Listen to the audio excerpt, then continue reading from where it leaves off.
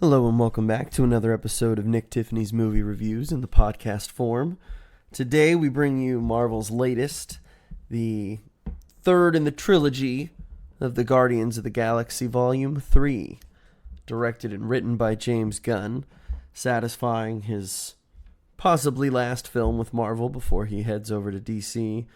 Now he's already at DC, but before he really takes over his co-chair duties over at DC Studios. Guardians of the Galaxy Volume 3 picks up after the Guardians Christmas or their holiday special that released on Disney Plus late last year. You know, among the Disney Plus releases they've done, I mean, it was fine. It was fun. Kind of plays into the whole, like, you know, we're going to bring Kevin Bacon because Peter loves Kevin Bacon. You know, we got to get him and bring him to cheer him up. And you know, Peter's really just kind of reeling after the loss of Gamora.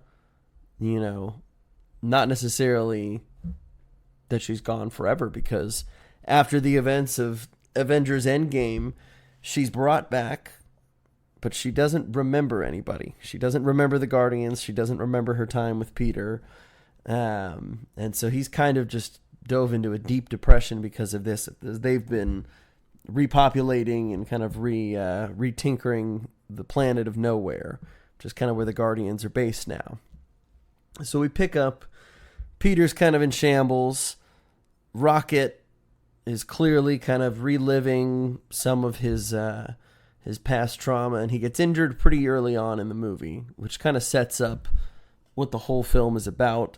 They've kind of got to go and figure out where Rocket came from so that they're able to find the right codes to help him, since he was a genetically mutated and tortured raccoon, for lack of a better word, you know, with cybernetic enhancements. But you know, because of this, it's clear he came from someone and some maker, and the Guardians are going to have to find that maker in order to have a chance to save Rocket. So the film really does revolve around Rocket and his impact in the group, and the idea of, you know, this Guardians family looking out for one another, even if times aren't quite like what they remembered, really just for Gamora. But, you know, everyone feels her absence in the sense of, you know, the joy she used to bring or the relationships they had. But we still have Karen Gillan, who plays Nebula. You've got Dave Bautista coming back as Drax, Palm Clementif playing Mantis. You've got Sean Gunn, James's brother, reprising his role as Kraglin. You even got Maria Bakalova, who famously came from Borat 2. She's going to play Cosmo, the Russian dog. And so most everybody's back for this film. Maybe you can hear it in my voice. I liked this movie. It was fine. A lot of people, and maybe this is on me because I read into too many early reviews and early reactions. A lot of people are like, you know, it's the perfect cap to the Guardians trilogy. It's the perfect send-off for these characters. You know, the last time we'll probably see all these characters again, and you know, before maybe they go on to do their own things, or maybe they're not Guardians anymore at all, or whatever it may be. And then, you know, there's a lot of people who are also like, hey, this is by far and away the goriest, bloodiest Marvel movie. It's going to have the MCU movie. And, you know, there's some really tough animal torture that kind of goes on. And so they're like, you know, it's definitely the darkest kind of thing Marvel and the MCU have done as well. And in my head, I was like, okay, wow. You know, I'm someone who really enjoyed the first Guardians movie, especially when it came out. It was super different. The team was really enjoyable. You know, for all their oddities and quirks, it hadn't, you know, by the first two movies, nothing seemed insufferable, for lack of my better word, I should say. But I don't know, by this third Guardians film, some of their shtick, whether it's the constant jokes, you know, whether it's Drax and, you know, the fact that he can't take anything seriously and doesn't understand metaphors and similes or anything, you know, there's bits that we've had before which we're kind of just rehashing, I guess. And it's like, no, we know. We know Drax is super literal. We know, he's going to say something goofy.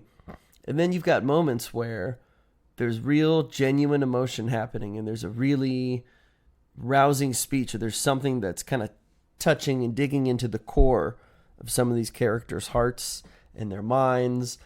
And before you really get to sit with any of that emotion or have some thoughtful response, it's kind of underscored by another joke, and quickly that moment evaporates and we move right along into the rest of the plot. And I don't know, for a series and for a trilogy and a group of people, the director namely, who talk about this film just always being about family and love, and this is a trilogy all about great emotion and empathy and all these things, you do get some of that from these movies.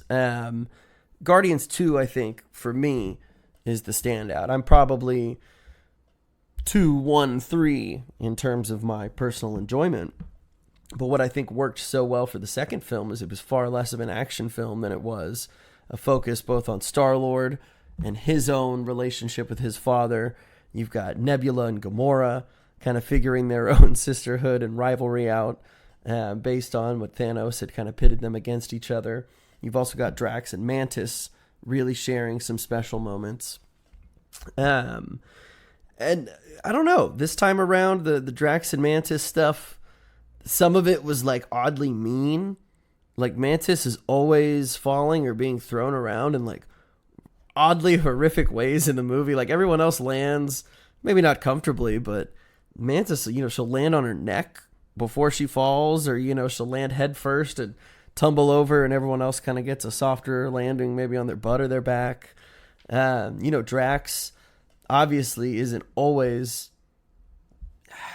I don't even know how to put this. Like, I know he's not serious. I know he also doesn't understand a lot of, I don't know, the difference between what's a joke and what's not, the subtlety between like, oh, this child passed me a ball, and instead of passing it back, I'm going to hurl it into the kid's face.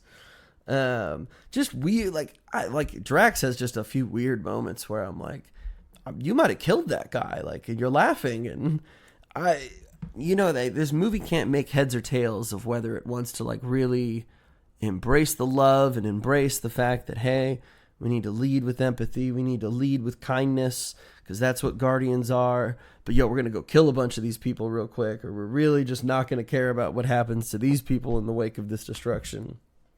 So the balance of some of that I kind of felt was odd in the movie. For all the touching moments, there's an equal number of jarring ones where you're like, what? This feels like it defeats the purpose of the message you're trying to send. But, I really enjoyed Chukuri Awuji, who he plays the High Evolutionary, who's this being who feels the need to improve upon any kind of species in the galaxy to create the best version of it, which includes torturing animals and experimenting on them and enhancing them cybernetically and just putting them through grueling, horrible, transformative processes. We get a lot of flashbacks to Rocket's story. Rocket's kind of unconscious, out of wits or out of sorts, and we kind of see glimpses into baby Rocket's life, some of the friends he had there while he was captured and experimented on, how he grew, his intelligence, namely, and how that really impressed the High Evolutionary, kind of keeping with what we know about Rocket and being quite the engineer among many things. But, and maybe it's that I got really built up in my head that, oh, this is going to be some effed up stuff, and we're going to see some horrible animal cruelty. And not that there weren't a couple moments that were like, oh, that's not great. You don't want to watch that. I don't know. I feel like everyone's just kind of talking out of their ass a little bit, because I was like, that, I don't want to say like that wasn't that bad. I'm like, the animal hardly winced. No, it's nothing. I'm not saying anything like that. But for what I heard going into it and coming out of it, I was like, oh, like that that was nothing. I guess here I was thinking, wow, Marvel's really going to double down. James Gunn's going to go all in, and we're going to get a really dark take on this film. Like, people are going to die. You know, you're going to see your heroes make sacrifices, all this kind of stuff. And it's like, by and large, not really. And, you know, a lot of people talk about the superhero fatigue right now. You know, this Guardians third film has kind of opened underneath the second film. Not by a ton, but, you know, for the kickoff summer film, it's not doing crazy numbers like you usually would expect, or like you would expect Marvel's first summer blockbuster. So I don't know. I laughed here and there. I think, again, some of the Guardians shtick, like, God, the needle drops. And I don't even know if you can call that, or call what happens in this movie needle drops. Because there's so many, like, I know the pop culture songs are part of the Guardian shtick, you know, from the very beginning of Star-Lord dancing around to Come and Get Your Love while he's playing around in a cave, to the dance battle to save the universe. There have been some really well-placed songs in the last couple Guardians films.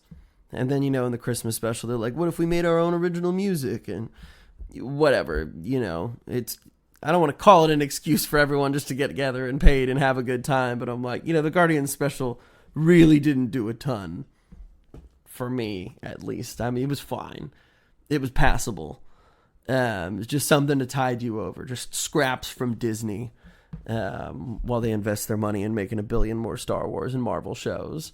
And just Pixar reboots and sequels and Disney live actions. And it's just, Disney's, I feel like, falling apart internally over there. And they're going to have to, they posted a huge 4 million person subscriber loss for Disney Plus already, for this year. And so it's clearly, things are not going, they just can't print money anymore. They're not able to just phone it in or just get by with making something that's enjoyable, but maybe it's just not as deep, or maybe it doesn't go as deep as you would like, whether it's just fake outs with characters. And you know, I'm like, this film, so you know, people will tell you I'm probably the last person to ask about James Gunn. I'm not saying I detest the dude as a filmmaker or anything. Obviously, I have my own opinions about him taking over DC, having his Superman film, and what that looks like compared to what we got rid of with Henry Cavill, and just his willingness to move on from everything that, you know, has sloppily been built by Warner Brothers in the DC world. But you know, James Gunn, we're going to have Crypto the Super Dog, which is, it's so glad, because, you know, the Cosmo dog in this movie was so fun. She was so great. She was fine. You know, the dog was enjoyable. And I see people talking about this online where they're like, all right, James Gunn, can you make a movie without animals?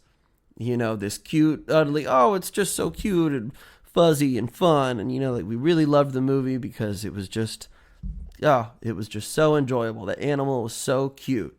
Totally.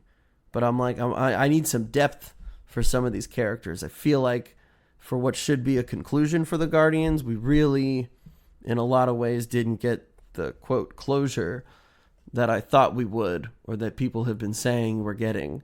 And it really didn't even feel like a conclusion to the Guardians story. Anybody who's here saying, you know, it's the perfect tail end, the final chapter to this story for the Guardians, and who knows where they'll go from here. I just think all of that's kind of a crock of crap. I don't know. I don't mean to be sour and dismissive of this movie, but I don't know. A lot of it just didn't play as well a third time around for me as it did maybe the second and the first time. I definitely enjoy these characters. I would love to see them in more stuff. I'm sure that we will. You know, Will Poulter has more than a few pretty comical moments as Adam Warlock, whose character is taken in a very different direction than maybe what many who understand who he is from the comics are expecting. And, you know, kind of feels largely wasted in this film, but I digress. You know, you've got Nathan Fillion, you've got all the usual, you know, you've got Jennifer Holland, James Gunn's wife, who's in the movie, of course. You know, that's kind of the James Gunn thing is, you know, you put all your friends, your brother, your family, everybody in the movie. Everybody has a great time, and while it did look like they had a good time, and while some of it was funny in the film, kind of reminded me of The Last Jedi, where you're like, all right, we're going to have random little side casino mission here, and we're going to have a fun couple little cameos, and you're like, okay, cool, wait, Nathan Fillion's here. Oh, he's kind of funny. This is kind of fun, I guess, and you're like, wow, this has kind of gone on for a while, and I really would just love to spend some more time with our actual Guardians if this is really the last time we're going to be seeing them. So I don't know. People talk about that one online all the time. They're like, well, you know what? Quentin Tarantino always uses Leonardo DiCaprio now, or all these different people, Samuel L. Jackson, all these people in his movies. They're like, Martin Scorsese used Robert De Niro in a ton of movies. They're like, directors pick and work with a lot of the same people that they're comfortable with. And I'm like, I get that. I totally get that. And I get, obviously you have friends and family who work in the industry. Totally. But the notion that all these people are comparing James Gunn's wife and brother, and even Nathan Fillion, who I love, to Scorsese and De Niro and DiCaprio and Tarantino. I'm like, I get they're all directors and actors, sure. But the pedigree of which there's cinema royalty where you're like, oh, we're getting a DiCaprio Scorsese movie. Like, oh my God, what did we do to deserve this? There's that. And then there's the, hey, let me just put my family in the movie, whether we're saving some bucks or we're just going to make a fun Adam Sandler style time film. I don't know. That's how it plays to me. But I'm sure you're going to go see Guardians regardless. It's probably the biggest thing that's still out here a second weekend. So whether you see it now or wait for Disney Plus, I'm sure we're going to see them again. Thanks again, guys, for listening. We'll see you next time.